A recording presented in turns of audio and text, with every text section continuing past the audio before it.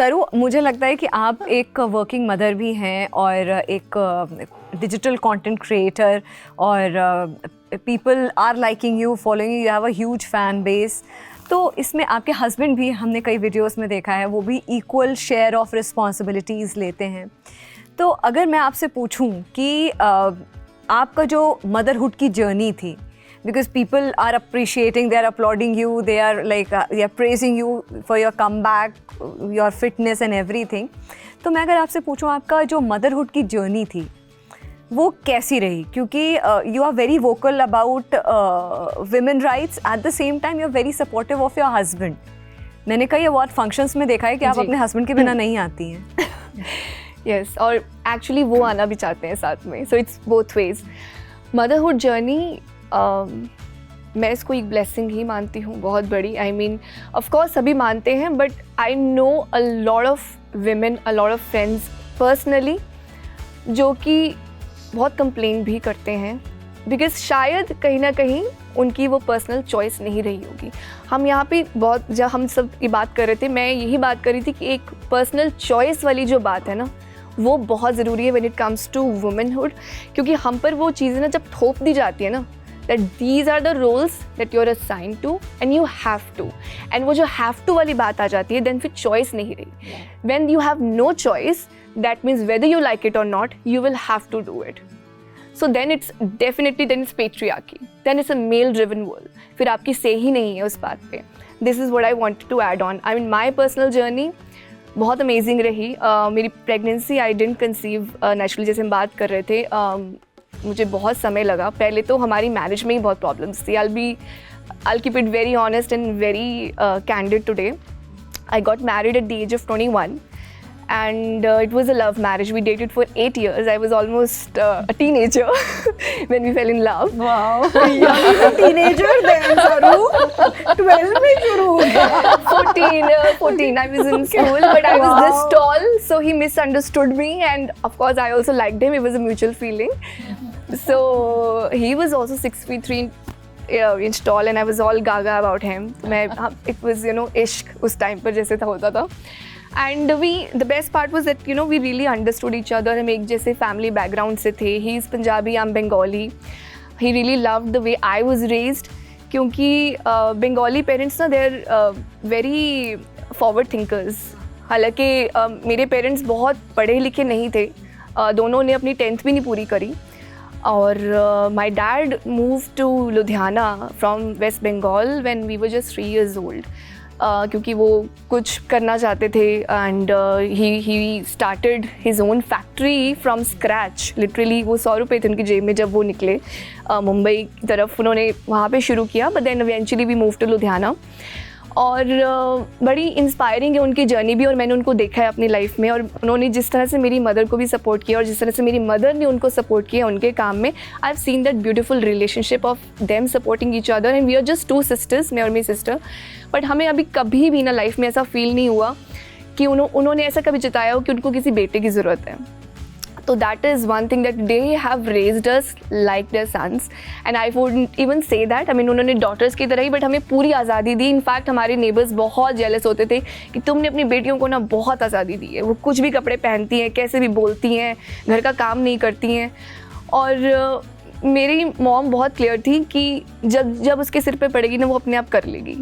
मुझे उसको इसके प्रेशर में नहीं डालना है, मेरे ऊपर ये प्रेशर था, उसको पढ़ाई करनी है वो पढ़ाई करेगी, उसको जो मन में है वो करना है, क्योंकि मेरे पास वो सपोर्ट थी। And my Sumit really like that कि इस तरह की फैमिली और इस तरह की लड़की, I mean I would really love to, we would carry on. और हम फिर then I got married early also, उसके पीछे भी बहुत बड़ी स्टोरी है, वाई सो अर्ली, वो इतना डेप्थ में अभी मैं नहीं जाऊँगी।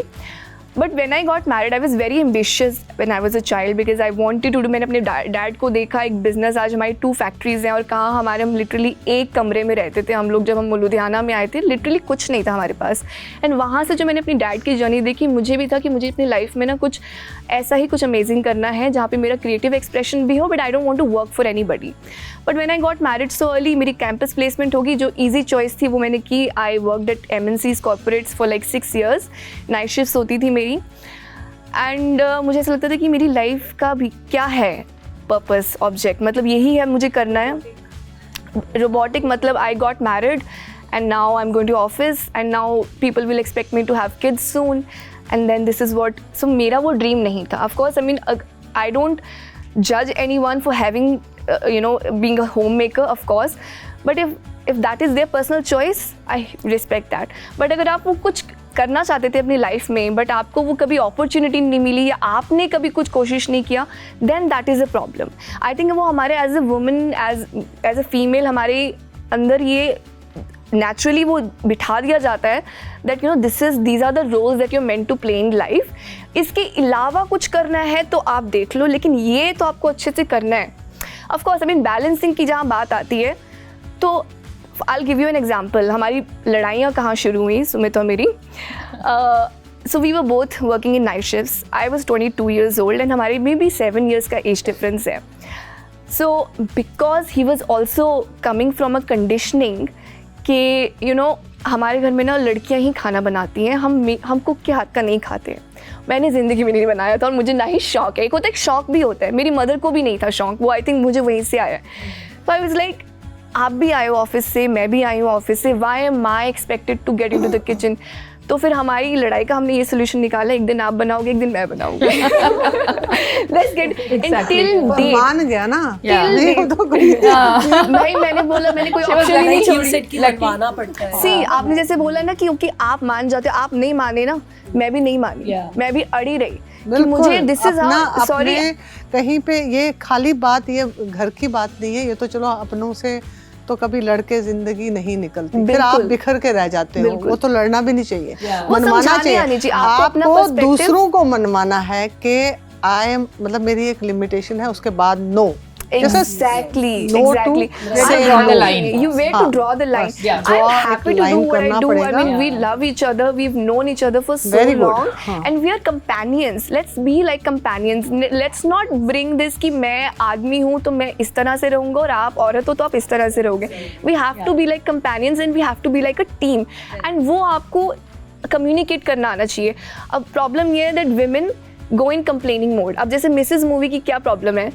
I was so cringed at that movie. The way that a person, पहले आप शादी हुई या प्यार हुआ, प्यार में बहुत कुछ करते हो. आप लोग पूरी देख चुके, मैं पूरी देख नहीं पाई. मैं देख ही नहीं है.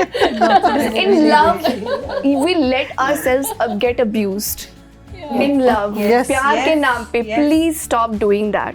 You set the expectation right from the beginning. सही expectation set करना बहुत ज़रूरी है. एंड आप अगर आप बोल दोगे यार सॉरी मेरे से नहीं हो पा रहा है, तो कोई क्या आपके लिए वो बुरा सोचेंगे? आपको अच्छी इमेज बनानी क्यों है भाई? वो अपनी रियल एक्सपेक्टेशन रखो ना, जो आप कैरी ऑन कर सको सारी लाइफ. एक एक्सट्रीम लेवल पे लेके जाओ अपने आप को, फिर डिवोर्स कर दो, फिर क्या फायदा? उसको पहले ही स्टॉप करो. कोई भी जिंदगी में प्रॉब्लम हो, मुझे तो लगता है कि उसके एक इनिशियल स्टेज पे आप स्टॉप करो.